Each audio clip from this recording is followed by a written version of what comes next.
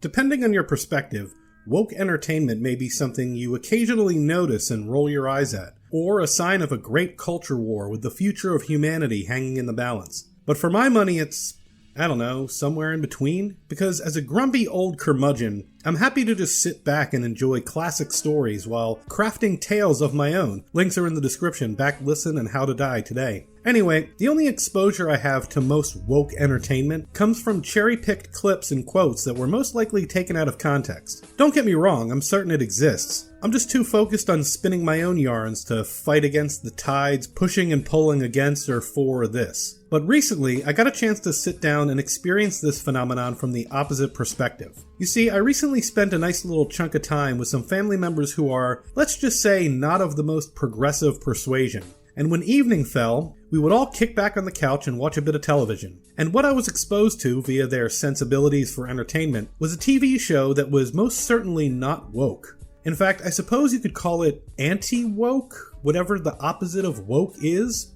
Allow me to welcome you to the world of SEAL Team, a TV show I'd never heard of but apparently has been airing for 6 seasons since 2017, with a 7th season already on the way. SEAL Team is about, a Navy SEAL team. The very best of the best, in fact. Each week, the team deploys for another dangerous mission before coming home to grapple with the endless parade of gripes and reservations from loved ones and friends, who just don't seem to grasp the importance of what they do. Or at least that's the entire show from the perspective of Jason Hayes, our protagonist and the SEAL team leader. Every single episode includes the exact same argument with his now ex-wife. Now you may think that as a military spouse this would be something she's used to, or as a military ex-wife this would be something she would let go of because their relationship ended, but no. Every single episode she pops up to remind Jason that he's never around and his work is extremely dangerous. But wait, there's more. Meet Clay Spencer, the newest member of the team. Early on, Clay meets a girl at a bar who becomes his girlfriend. She teaches English literature at a local college and is a self-proclaimed feminist. Because, that's what those people do. They all literally walk up to strangers and introduce themselves by saying, "Hello, I am a proud feminist." Exactly like how you, a viewer of my channel, always introduce yourselves to others by saying, "Hi, I'm based as fuck."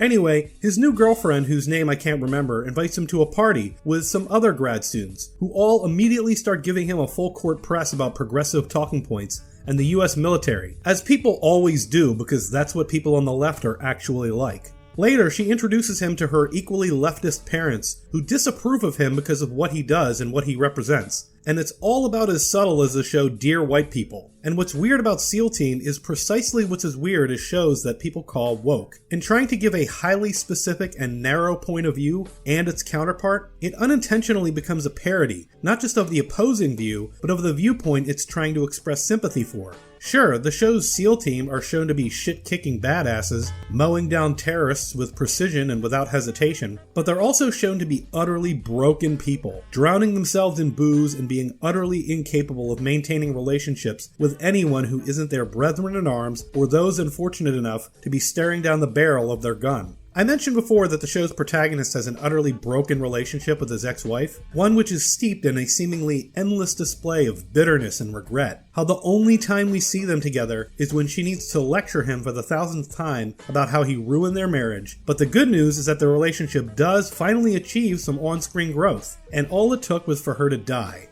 Women, huh? Can't live with them?